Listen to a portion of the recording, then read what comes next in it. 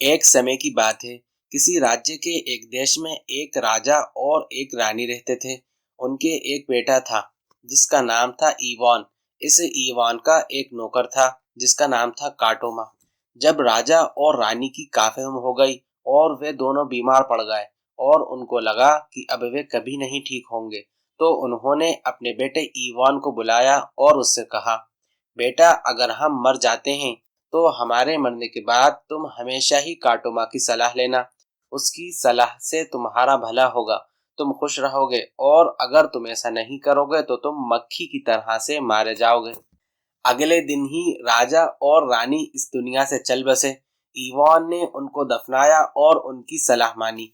जल्द ही, हो सकता है थोड़े ही दिन बीते हों या फिर ज्यादा दिन बीते हों, जब इवान बड़ा हो गया तो उसको शादी की इच्छा हुई। उसने काटोमा से कहा, काटोमा, अकेले रहना बड़ा मुश्किल काम है, मैं अब शादी करना चाहता हूँ।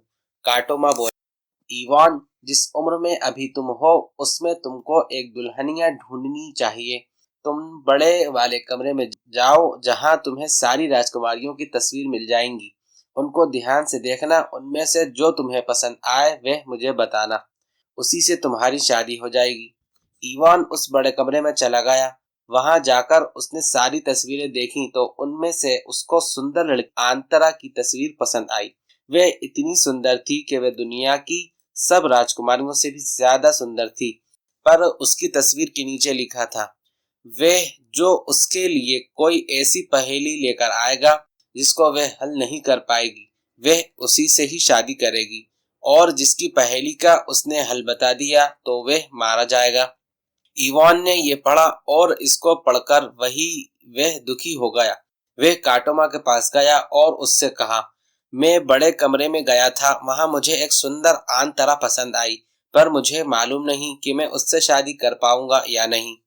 काटोमा बोला, हाँ ईवान, यह काम तो तुम्हारे लिए थोड़ा मुश्किल है। अगर तुम्हें वहां खुद अकेले ही जाना है तो तुम उससे नहीं जीत पाओगे। तुम मुझे अपने साथ ले चलो और फिर जैसा मैं कहूँ तुम वैसा ही करना, सब ठीक हो जाएगा। सो ईवान ने काटोमा से अपने साथ चलने की विनती की और उसको वचन दिया कि वह उसकी हंसी खुशी सब में उसका कहना मानेगा। सो दोनों उस सुंदर आंतरा की खोज में चल दिए।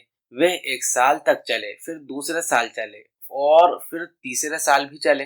वे बहुत सारे देशों में घूमे। ईवान बोला, हम लोग इतने दिनों से घूम रहे हैं, इतनी सारी जगह देख चुके हैं और अब आखिर में सुंदर आंतरा के राज्य में भी पहुंच रहे हैं, पर हमने अभी तक उसके लिए कोई पहेली नहीं सोची। काटोमा बोला, अभी समय है।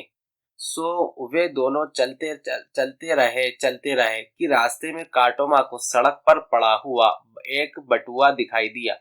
उसने ईवान से कहा, यहाँ है तुम्हारी आंतरा के लिए पहेली, तुम उससे ये पहेली पूछना। अच्छी चीज सड़क पर पड़ी हुई है, हमने उस अच्छी चीज को अच्छे के साथ ले लिया और अपने अच्छे के लिए इस्तेमाल किया।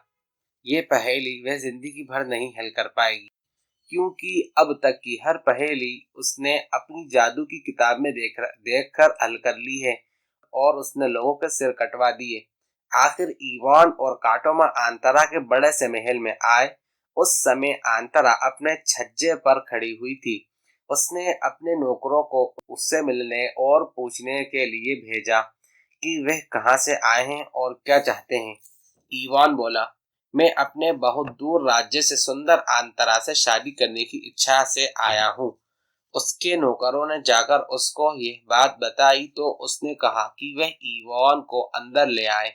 वह उसके सलाहकारों, राजकुमारों और ब्योरों के सामने उससे एक पहेली पूछेगा। उसने ईवान से कहा, क्योंकि मैंने यह कसम खाई है कि मैं केवल उसी से शादी करूंगी जिस किसी की पहेली मैं नहीं सुलझा पाऊंगी, पर अगर मैंने उसका हल बता दिया तो उसको मरना होगा। ईवान बोला, ठीक है, अब आप मेरी पहेली सुनो। पहले मेरी पहेली है, अच्छी चीज सड़क सड़क पर पड़ी हुई है, हमने उस अच्छी चीज को अच्छे के साथ ले लिया और अपने अच्छे के लिए इस्तेमाल किया।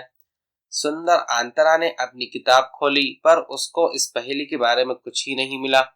कुछ मिला ही नहीं, और वह इस पहेली को नहीं सुलझा सकी। सो राजकुमारों और बीवरों ने मिलकर तय किया कि आंतरा को अब ईवान से शादी कर लेनी चाहिए, पर वह अभी भी इस बारे में कुछ अनमनी थी। फिर भी उसको कुछ तो तय करना ही था, पर दिल ही दिल में वह कुछ सोचती रही, मैं कैसे अपनी शादी की तारीख को आगे बढ़ाऊं और इससे शादी करने से बच जाऊं। उसने सोचा कि ईवान को कुछ और तरीके से जांचना चाहिए। एक दिन उसने ईवान को अपने पास बुलाया और उससे कहा, प्रिय ईवान, ओ मेरे चुने हुए साथी, अब हमको शादी के लिए तैयार होना चाहिए। मेहरबानी करके मेरा एक छोटा सा काम कर दो। मेरे राज्य में फला शहर में एक बहुत बड़ा लोहे का खंभा खड़ा है, उसको हमारी शाही रसोई घर तक ला दो और उसको इतने छोटे से छोटे टुकड़े में काट दो जैसे कि आग जलाने के लिए लकड़ी काटते हैं। ईवान बोला, तुम क्या चाहती हो अंतरा? क्या मैं यहाँ तुम्हारे जलाने का ईंधन काटने के लिए आया हूँ? क्या यह मेरा काम है? यह काम तो मेरा नौकर ही कर देगा। उसने कार्टोमा को पुकारा और उससे कहा कि वह उस गांव में जाकर उस लोहे के खंभे को लेकर आए और जलाने वाली लकड़ी की तरह से काट दे। काटोमा तुरंत गया और उस खंभे उसे उखाड़ा, अपने दोनों हाथों में लिया और उसे रसोई घर में ले आया। वहां लाकर उसने उसे जलाने वाली लकड़ी की तरह छोटे छोटे टुकड़ों में काट दिया, पर 4 टुकड़े उसने बचाकर अपनी जेब में रख लिए। उसको लगा कि बाद में वह इनका इस्तेमाल कर लेगा। अगले दिन आंतरा बोली, प्रिय ईवान, मेरे चुने हुए पति, कल हम लोग शादी करेंगे। मैं एक गाड़ी में चर्च जाऊंगी और तुमको एक बहुत ही बढ़िया घोड़ा दिया जाएगा। तुम खुद उसको अपने बैठने के लिए तैयार कर लेना। हाँ, मुझे अपना घोड़ा तैयार करना होगा, पर यह काम तो मेरा नौकर भी कर सकता है। सो ईवान ने कार्टोमा को पुकारा और उससे कहा, तुम अस्तबल में जाओ, वहां से घोड़ा लो और उसे मेरे लिए कल के लिए देखभाल कर तैयार करके रखो। मुझे कल उस पर सवार होकर चर्च जाना है। से इस बात के कहने से काटोमा आंतरा के दिल में छिपी बुरी भावना को समझ गया। वह तुरंत ही अस्तबल में गया और वहां रखवालों से घोड़ा निकलवाने के लिए कहा।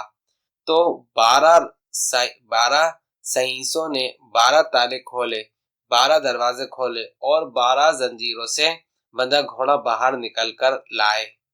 काटोमा उस घोड़े के पास गया और जैसे ही वह उसके ऊपर उछल कर बैठा तो घोड़ा हवा में बहुत जोर से कूदा, इतना ऊंचा कि उसकी ऊंचे पेड़ की चोटी से भी ऊंचा, बस बादलों और आसमान से नीचा। पर काटोमा उस पर बहुत ही मजबूती से बैठा हुआ था। एक हाथ में उसने गर्दन के बाल पकड़े और दूसरे हाथ से अपनी जेब में से एक लोहे की तख्ती निकाली और उससे उस घोड़े के दोनों कानों के बीच में मार दिया। उसकी एक तख्ती टूट गई तो उसने दूसरी निकाल ली, और दूसरी तख्ती भी टूट गई तो उसने तीसरी तख्ती निकाल ली, और जब उसकी तीसरी तख्ती भी टूट गई तो उसने उसकी चौथी तख्ती निकाल ली। घोड़ा अब तक इन तख्तियों से बहुत थक चुका था। सो वह आदमी की आवाज में बोला, काटोमा बाबा, मेरे अंदर थोड़ी सी जिंदगी तो छोड़ दो। मैं धरती पर आ जाऊंगा और फिर जो तुम कहोगे वही करूंगा। काटोमा बोला, तो ओ नीच जानवर, सुनो, कल ईवान तुम्हारे ऊपर बैठकर शादी करने के लिए चर्च जाएगा। जब नौकर लोग तुम्हें बड़े आंगन में लेकर जाएं और ईवान तुम्हारे पास आए, तुम्हारे ऊपर हाथ रखे, तो बिल्कुल चुपचाप खड़े रहना, अपने कान मत काटना। जब वह तुम्हारे ऊपर चढ़ जाए तो उसके सामने अपने खुरों पर झुक जाना और अपने अगले खुरों को इस तरह से जमीन में घुसा कर उठाना जिससे लगे कि तुम बहुत भारी बोझ उठा रहे हो। इसके बाद घोड़ा अधमरा सा होकर जमीन पर गिर पड़ा। काटोमा ने, जो उसकी पूंछ के पास बैठा हुआ था, सहीसों को बुलाया और उनसे कहा कि वे अब उसको अस्तबल में ले जाएं। अगला दिन आया और आया चर्च में जाने का समय। आंतरा की गाड़ी तैयार थी और ईवान को वह जादुई घोड़ा दिया गया जिस पर बैठकर उसको चर्च जाना था। बहुत सारे देशों के राजकुमार और लोग वहां जमा थे। वह सब इवान और आंतरा को सफेद पत्थर के महल से चर्च जाने का नजारा देखने आए हुए थे। आंतरा अपनी गाड़ी में बैठी यह देखने का इंतजार कर रही थी कि सब जब इवान घोड़े पर बैठेगा तो क्या होगा। उसका विचार था कि जैसे ही इवान घोड़े पर बैठेगा, घोड़ा उछलकर उसे हवा में उछाल देगा और उसकी हड्डियां इधर उधर मैदान में बिखर जाएंगी।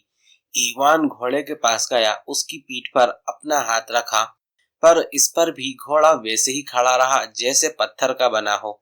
उसने अपना कोई भी कान नहीं काटा। उसके बाद इवान उस पर चढ़ गया। फिर उसने अपने आगे के खुर धरती में खड़ा कर अपना सिर झुकाया। उसके बाद उसकी 12 जंजीरें खोल दी गईं। फिर वह ऐसे खड़ा हो गया जैसे कि उसने उसके ऊपर कोई भारी भारी बोझ लदा हो। उसकी पीठ से पसीने की धाराएं बहने लगी। उसको हाँक कर जब इवान वहां से चला तो वहां मौजूद सारे लोगों के मुंह से निकला, ओह कितना शानदार ईवान है, कितनी ताकत है इसमें। ये देखकर सुंदर आंतरा तो आश्चर्य में रह गई। दूल्हा और दुल्हन चर्च पहुंचे। वहां उनकी शादी हो गई। दोनों एक दूसरे के हाथों में हाथ डाले चर्च से बाहर आए। आंतरा अभी भी अपने पति की ताकत को जांचना चाहती थी, सो उसने उसका हाथ जोर से भींचा और पर उसने उससे इतनी जोर से खींचा कि वह खड़ा नहीं रह सका। उसका खून उसके सिर पर चढ़ गया और उसकी आंखें करीब करीब बाहर निकलने वाली हो गईं। आंतरा ने सोचा, तो तुम इस तरह की हीरो हो। तुम्हारे नौकर काटोबा ने मुझे अच्छा धोखा दिया है। मैं बहुत जल्द ही उसको देख लूंगी।